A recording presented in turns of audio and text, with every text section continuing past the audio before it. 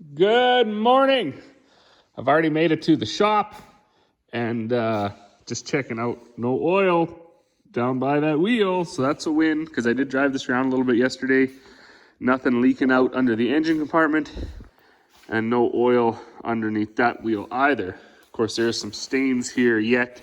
Got to be cleaned up. That's from the work that we had done where the oil ran over and the coolant ran over and things like that. It's cold outside.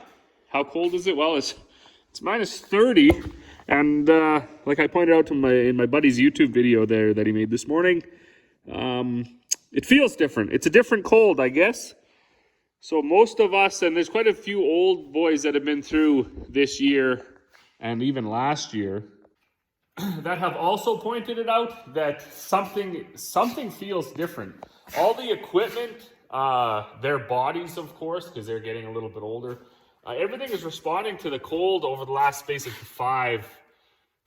7 years differently. And what I mean by that is we used to be able to, and I remember this in my late teens, early 20s, I'd get back from the rig or whatever and have to plow snow at the farm. So you would come out, plug the tractor in, and in 4 or 5 hours, you'd fire it up, let it run for 10, 15 minutes, and bam, you'd go off plowing snow.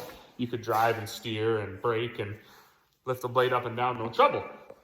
However, now, we plug the tractor in all night, and it doesn't really want to respond. It doesn't really want to turn over all that much, even with new batteries, new starters, and things like that.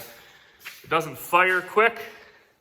Then when it does get running, the hydraulics are super lethargic, if you will. It must be, I don't know if the oil's thick and they don't, the blade's slow to go up, slow to go down. Once you do get it moving, once you do get the oil warmed up, just driving around plowing snow, if you're not working the blade enough, it gets stiff again. The tractor itself doesn't really seem to warm up as fast. And then, of course, I don't feel as warm as I did before either. So very strange. I'm not sure what that means. I know there's always that dry cold versus humid cold. And I think that could be something that we're seeing. Our relative humidities have been, I think, higher over the last 3, 5, 7 years. So it's not minus 20 at 0% humidity. It's minus 20 at 35% humidity. So that, I would assume, would be the biggest factor into making the cold feel colder. But that's enough about that. I got my bag filler machine like half full of ground peas. I'm gonna go find some bags and my scale and my sewing machine and a pallet, and I'm gonna bag that up, and then I'm going to most likely just do the chicken feed too. I was gonna save that bag because there was a lady that wanted it, but I'm not gonna fire up the mill today. It's just not worth it. So I'll just bag up chicken feed instead.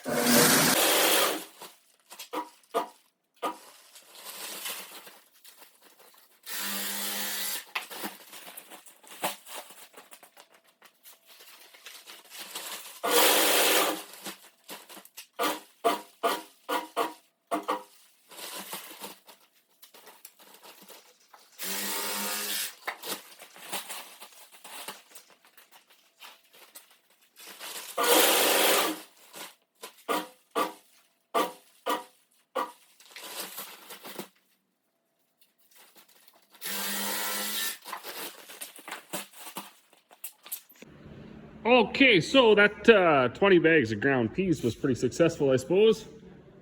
The one thing I didn't realize when I bought this thing, because I bought it just off the internet at an auction sale, was how much that angle took away from the overall dimensions of the machine, which is nice because you don't have to climb in there and it cleans out really well. But it doesn't even hold a ton of grain, which is kind of frustrating. So when you want to make up 40, 25 kg bags, you need it to hold that 2,200 pounds, and it just doesn't get there. So what I did this time was just emptied as much of the bag as I could, and then I just set it on there. So I'll take out, I don't know, 20 bags or so, and then I'll have to climb up there and try to get that bag to drain a little bit more, I guess. I don't know.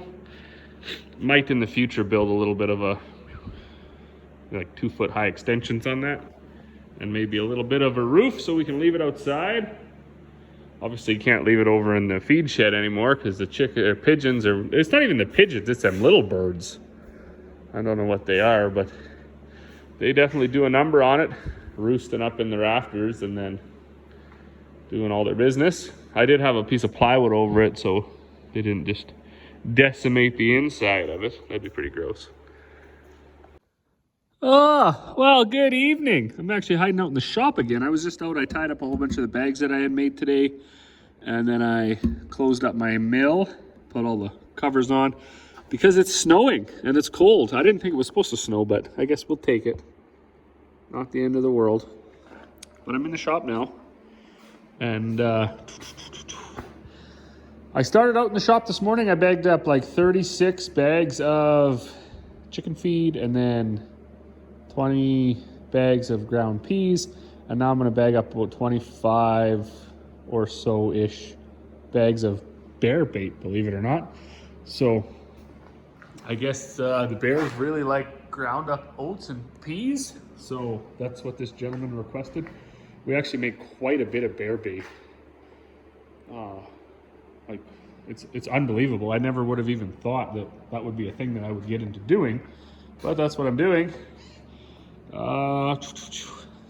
Telehandler was running almost flawless today. I see there's no oil dripping out of this back seal, and there's no oil dripping out of the front seal. But one thing I noticed today that I was just, actually, I got that, that pit in my stomach, and I was like, oh boy, we're in trouble. So I started off, like I say, making 50-pound bags in here, or 25 kg bags, I guess now is what we're doing. So all I really had to do was load up this pallet with like 20 bags and then get my telehandler, take it over, stick it in the feed shed, pull this bag filling setup out, fill it back up, put it back in. So anyways, the telehandler was on and off, in and out, and I didn't really pay much attention to what was happening. Once I got out making bags, it was smoking like crazy, like unbelievably crazy, way worse than it had even with the old injectors in there.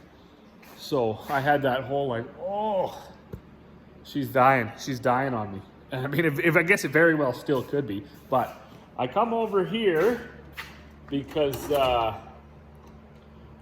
was loading a gentleman's, what did he get? Chicken feed, I guess. He's gonna feed it to his steers. But I was loading his bag up, and I looked over, and it was like smoking like crazy.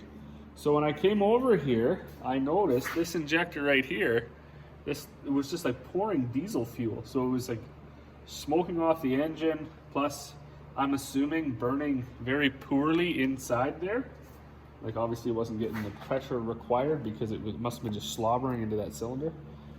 So I tightened that down and then let it run for a little bit. And when I looked over, I was like, oh boy, it stalled, like game over. But it had actually cleared up so much that you couldn't see anything coming out of the exhaust. So I finished out the day, I think, with a pretty solid wind. Telehandler's running very good. It was working very good. The hammer mill was working very good. That 430 case, it only was plugged in for about 20 minutes and it fired right up. That 4440 was plugged in all night, so it fired right up. So I was able to get at things pretty quickly. I made 10 or 11 bags, plus all these 25 kg bags. And now I'm back in here. I'm just gonna bag these last, whatever's in there. I think there's about 30 bags. Bag them up, and then I'm gonna go in, call it a night. I like to end the days on a high note. I don't like to end the days when everything's broken. So, as always, thanks for watching, and we will see you all on the next one.